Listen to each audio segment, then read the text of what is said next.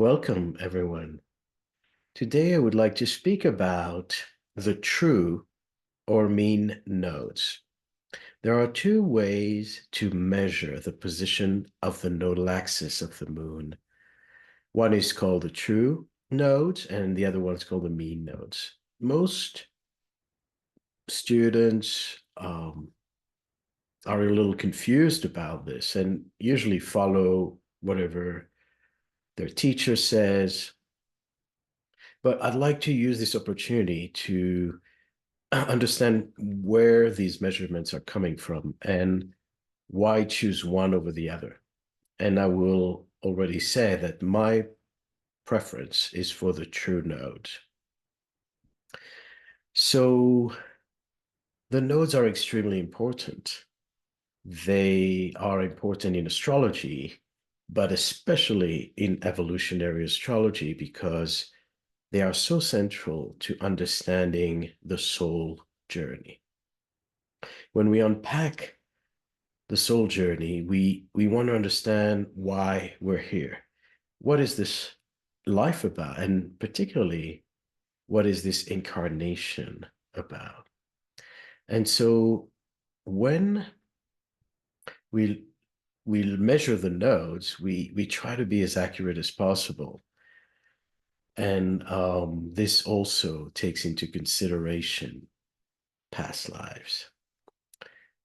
So I want to just highlight that this material is taken from a whole immersion that I teach on the nodal axis and on eclipses. So eclipses are immediately connected to the nodes because eclipses are lunations, full moon, new moons on the nodes. And so they need to be taught together. In this class, we cover the meaning of the nodes in each sign and house. And then we go into understanding the past life periods that relates to. We focus on eclipses, learning about the Saros and Metonic cycles. And then not only eclipses, but any planet in aspect to the nodes is immediately affecting the trajectory of our soul journey. And it informs us very specifically about what this life's about. What are we here for? And what is, the overall higher purpose. So it's a rich archetype and symbolism that provides so much information. I mean, some astrologers only do readings focused on nodes to tell you how much you can derive from that. Now, I just want to bring an example here. These are the two charts of two Dalai Lamas. One is the 11th Dalai Lama, Kedrup Gyatso, and the second one is the 12th, Trinli Gyatso. So currently, the Dalai Lama is the 14th one. So these were his ancestors. And as tradition goes, it is recognized that each Dalai Lama is the reincarnation of the previous Dalai Lama. And I just want to use this example very briefly just to give you how important the nodes are. So they both lived 18 years. They died young. And they are, number 12 is allegedly the reincarnation of the 11th Dalai Lama. And you see they have the same nodal axis, Libra South Node and Aries North Node. Not only that, but they both have Jupiter and conjunct the nodes. And the first 11th Dalai Lama is on the South Node in Libra, and the second one is on the North Node. And I've seen that through my study of reincarnation and astrology, that it often occurs that the same planets are conjunct the nodes, and they may jump from south to north. So this is not completely, out of character, so to speak, if we track reincarnations through different charts. So there's not a lot of material available on that. Um, this is part of my focus and specialty as an evolutionary astrologer.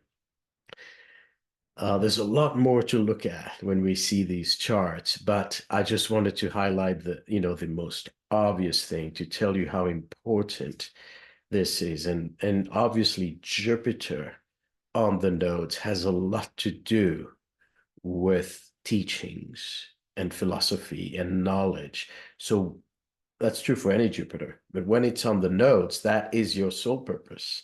You are here to be a teacher. And these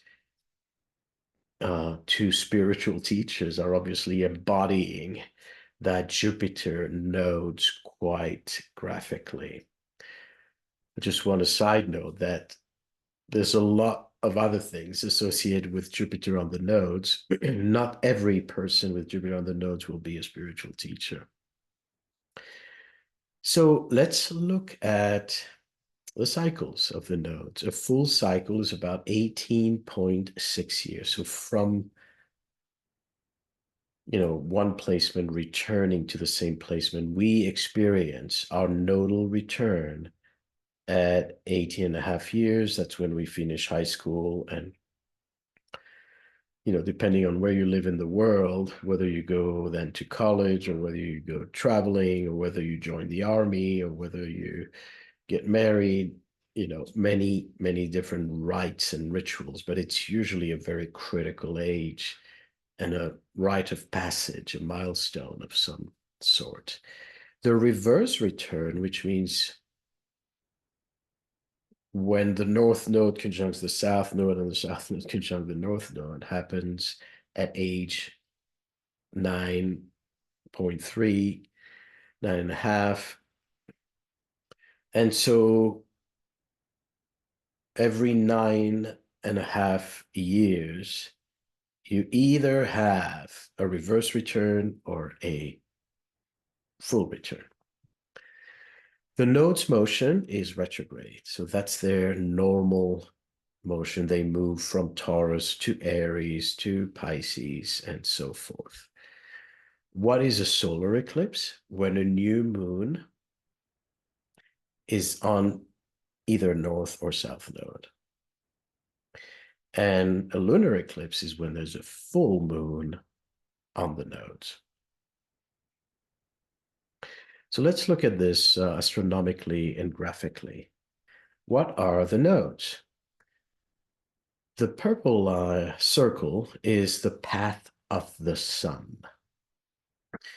And this horizontal circle is the path of the earth. And the yellow circle is the path of the moon. So most planets follow the path of the sun, whether it's Mars or Mercury or whatnot, they follow the sun, but they move north and south of that line of the sun.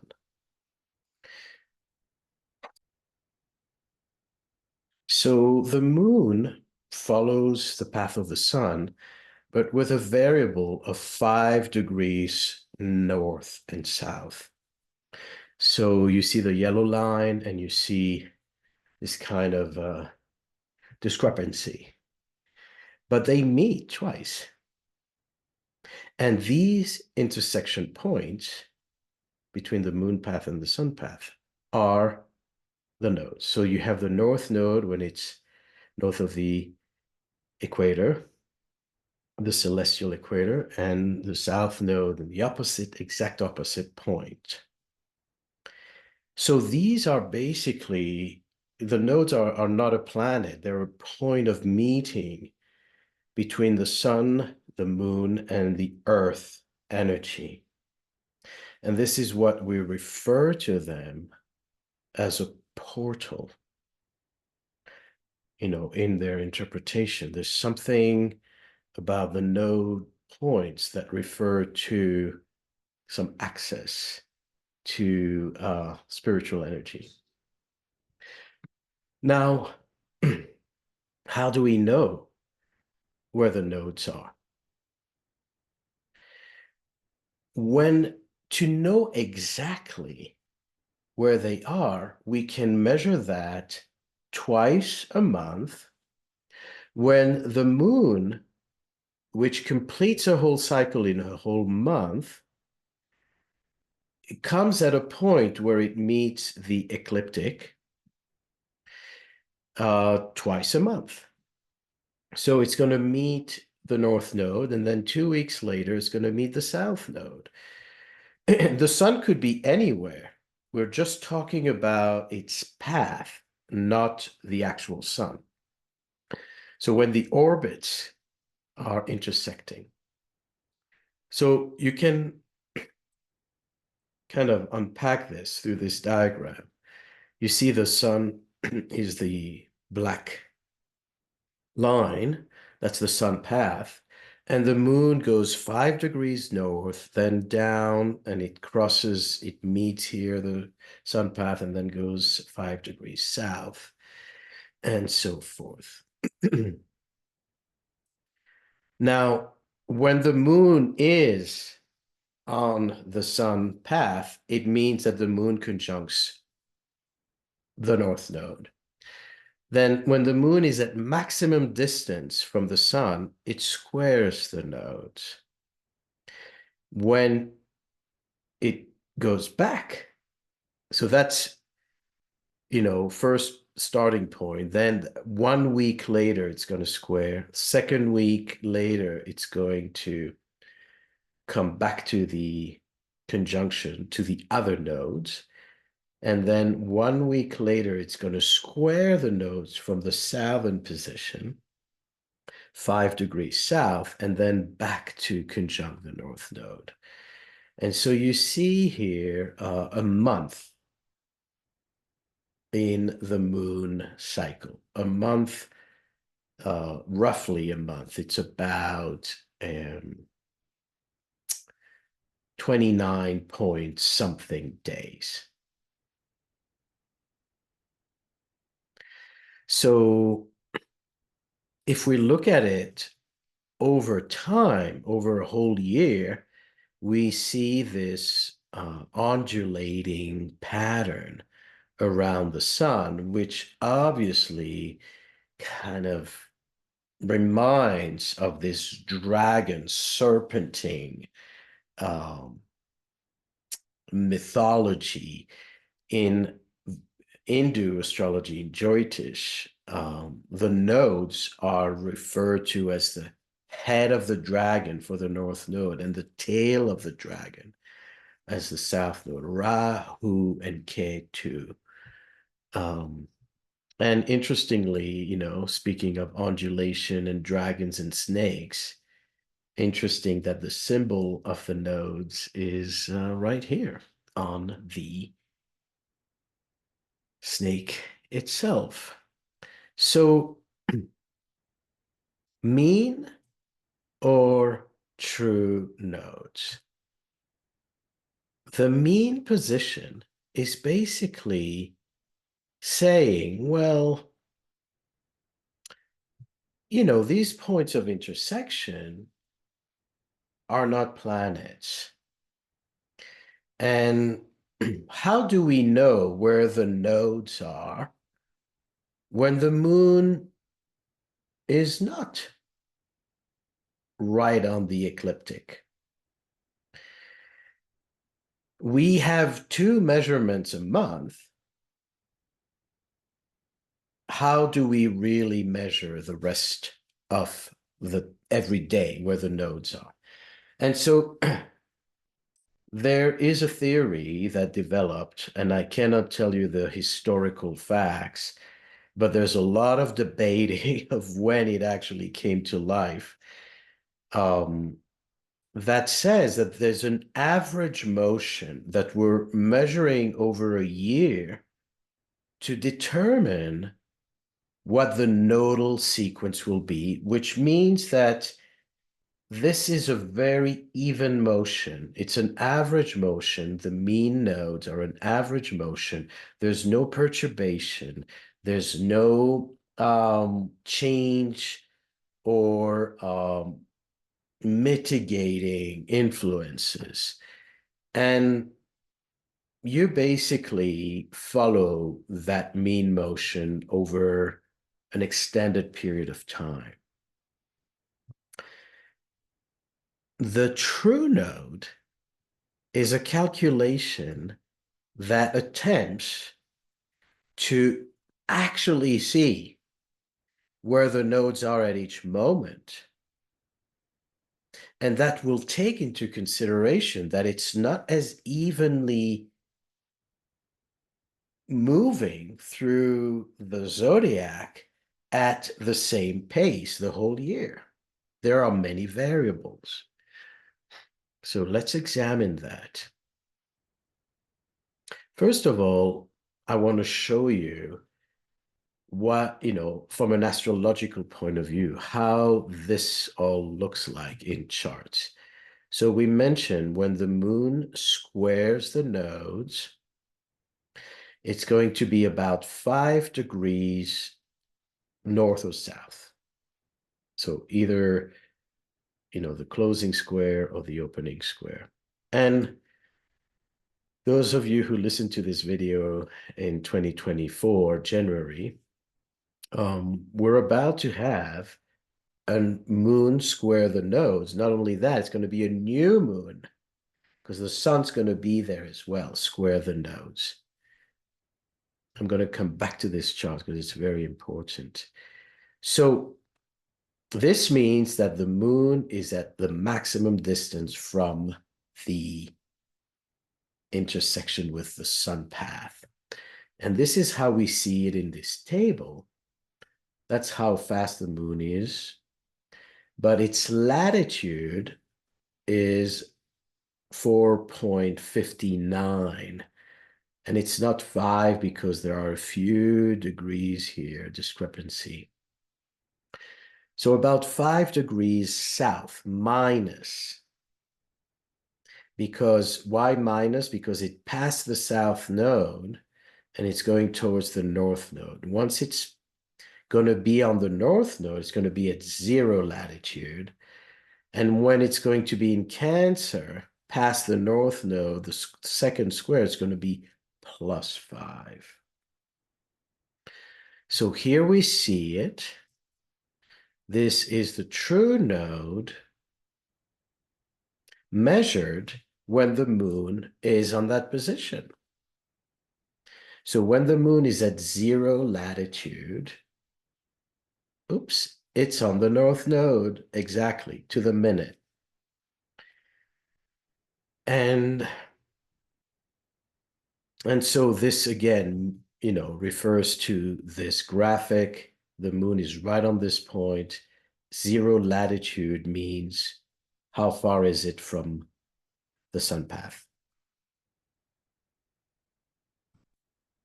Now, if I use the mean node, there's a small discrepancy. That same chart of the moon, true node, conjunct the moon, same degree, same minute. But if we use the mean node, you see there's a discrepancy. There's a kind of half a degree off. So the moon is actually on the ecliptic, but the mean node doesn't reflect that because it's a little off. So that, is something to pay attention to. Now, there's something more particular, and I believe in my understanding of eclipses, their meaning, that is really, really critical to understand. And that's what I'm getting at. So this is a whole period of time between January 1st and February 19, 2024. You see the position of the moon, the position of the sun, and the position of the nodes. So these are true nodes. And you see that from January until end of February, or mid-February 19, the nodes move about 4 degrees and 14 minutes. This includes the time where both the sun and the moon will square the nodes. Now, as the sun progresses forward, it gets closer and closer to the nodes. Then we move into February 19 until April 8. April 8 happens to be the time of the solar eclipse. And what do you notice is that as the sun gets closer and closer to the nodes, the nodes are in Aries, and the sun is progressing from Pisces to Aries, and it's conjunct the North Node on April 4th. And then both the sun and the moon conjunct the nodes on April 8th. So that's when the eclipse is when both sun and moon are on the nodes. And what do you notice? You notice that this period of time, as the sun gets closer to the nodes, the true nodes freeze. There's some kind of wobbling effect that makes them freeze on the same degree. So it basically stays on 15 degrees Aries, 1530, 1540,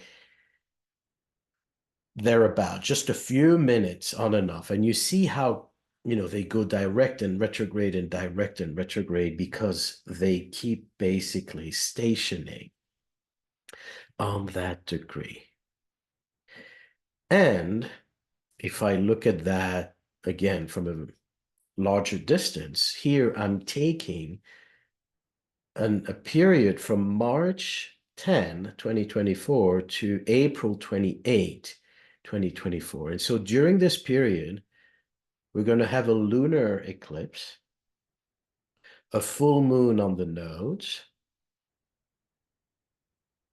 It's going to happen at 5 Aries, 5 Aries Libra. The moon's going to be in Libra, full moon, sun in Aries, close to the nodes.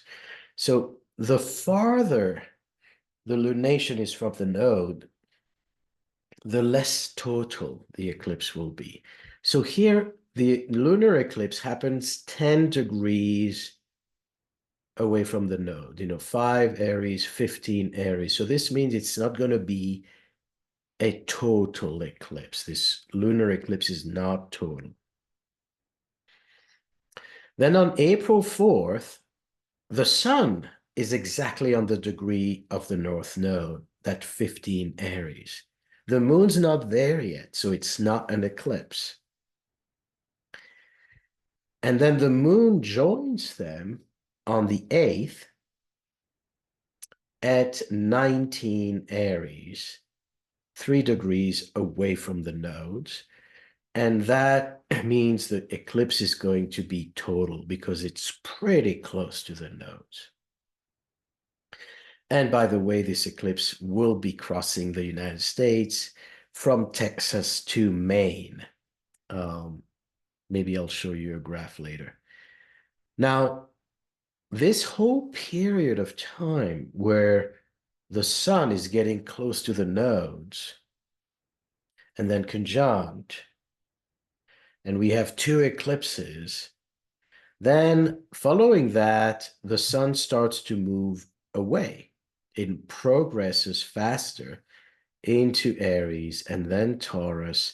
And you see is that as the sun gains distance from the nodes starts to move faster again. So they are not stationary anymore. And so into May, they're going to, move fast again. So here in January, in the space of a month and a half, they move 4 degrees retrograde from 21.1 Aries to 1647 Aries. Whereas this month and a half, from March 10 to April 28, they only moved 20 minutes, not even, a fifth of a degree this whole period of time because the sun was there. And so this is what we call the eclipse season. And when I speak about the portal of the eclipse, and I say something is happening that has a fated quality, eclipses are fated energy. It's when divine intervention comes in.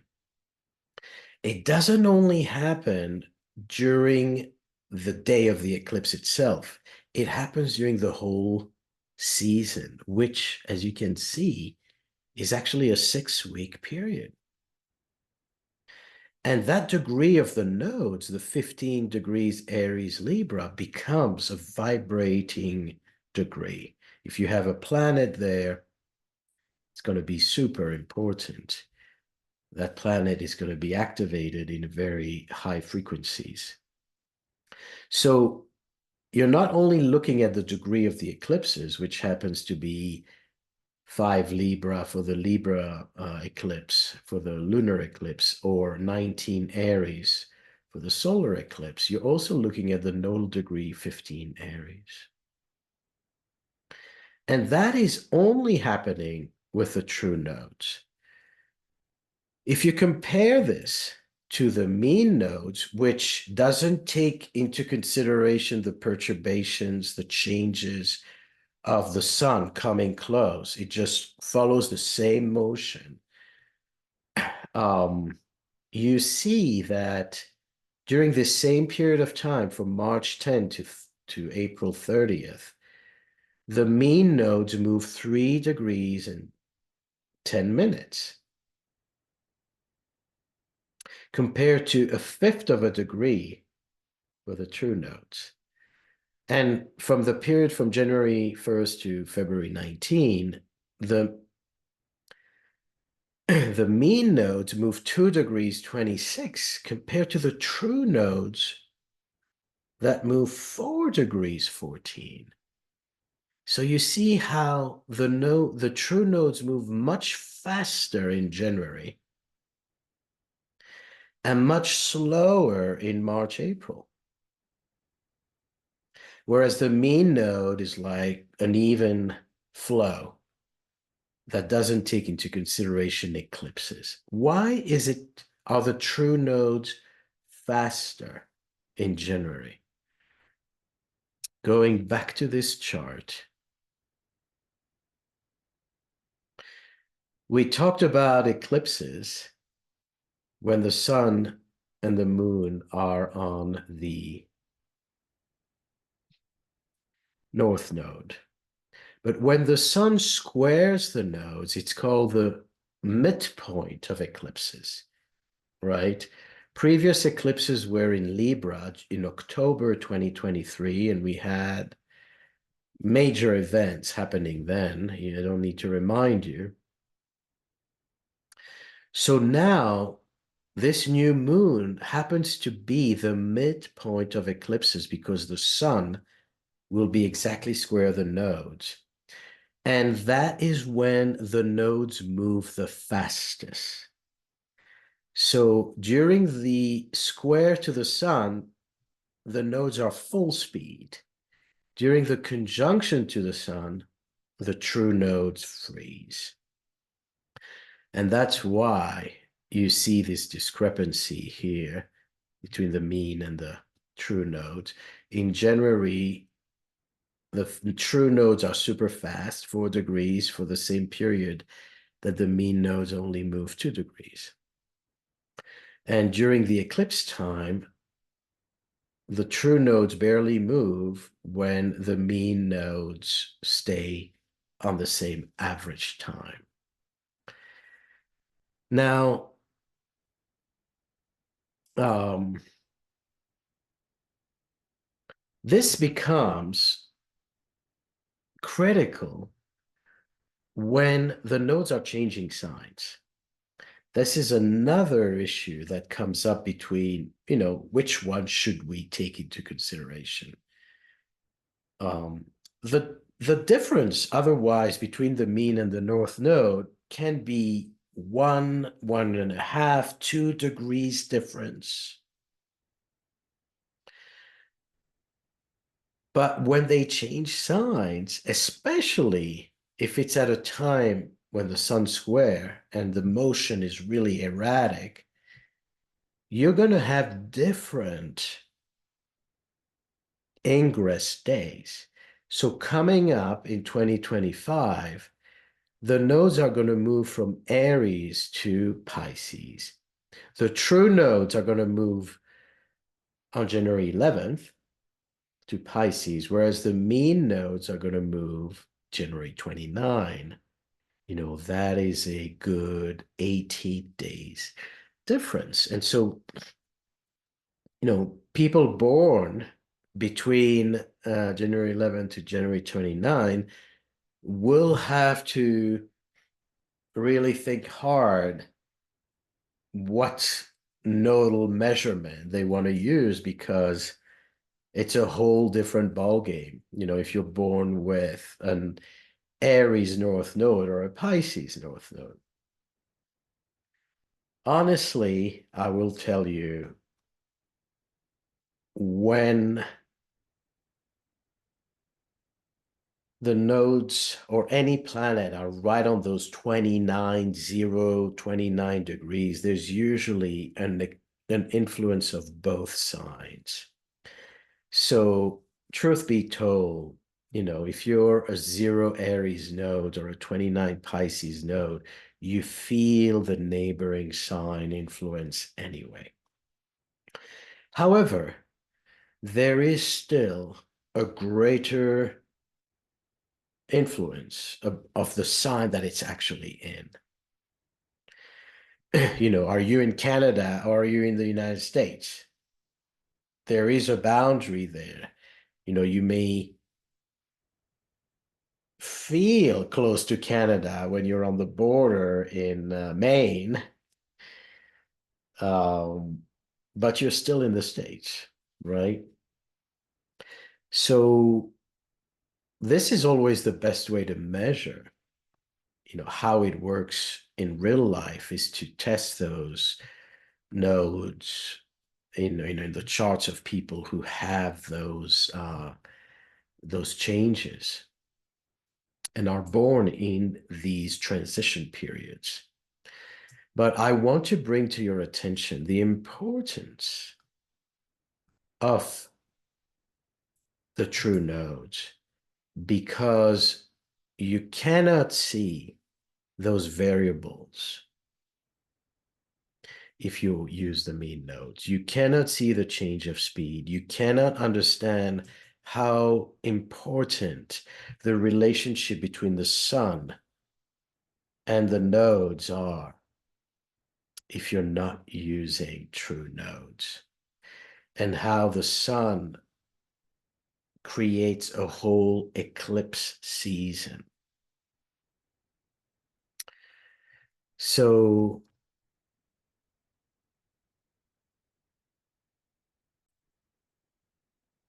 I wanted to show you how the eclipse actually looks. This is the lunar eclipse coming up on March 25th, 2024. So you see the full moon in proximity to the nodes, 10 degrees away. Is too great a distance for a total eclipse. It's going to be a partial eclipse.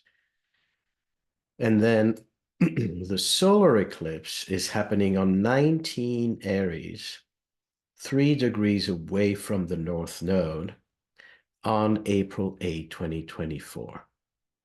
So the important times to remember is when the sun squares the nodes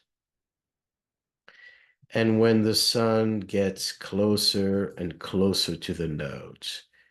And as it gets closer to the nodes, we enter eclipse season and the nodes are freezing. We have lunar eclipse, solar eclipse, sun conjunction, nodes. And when the sun starts to leave about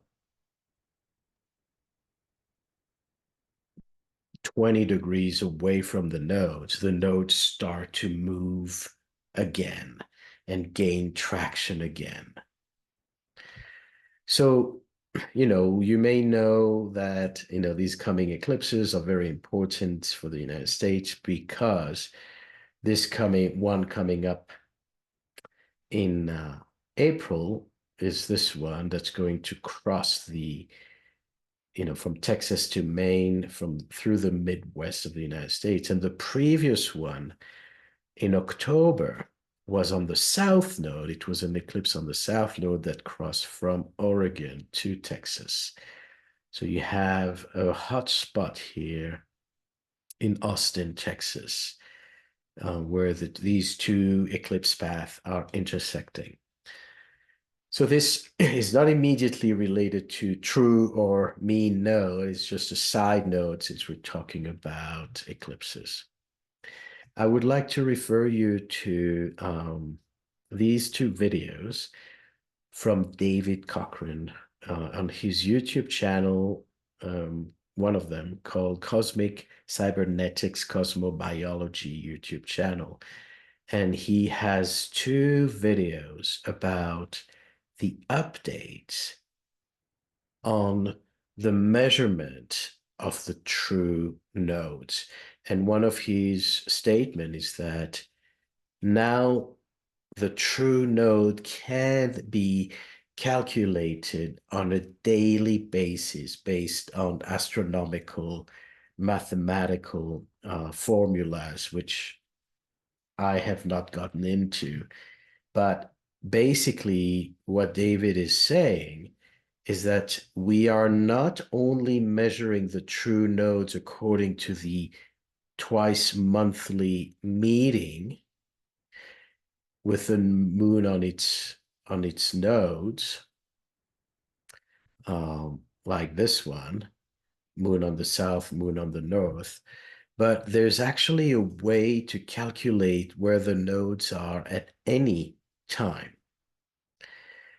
And so that is in those videos here that he has on YouTube. Once again, you want to study more about the nodes, about the meaning of eclipses, about Saros, Metonic, about the soul journey.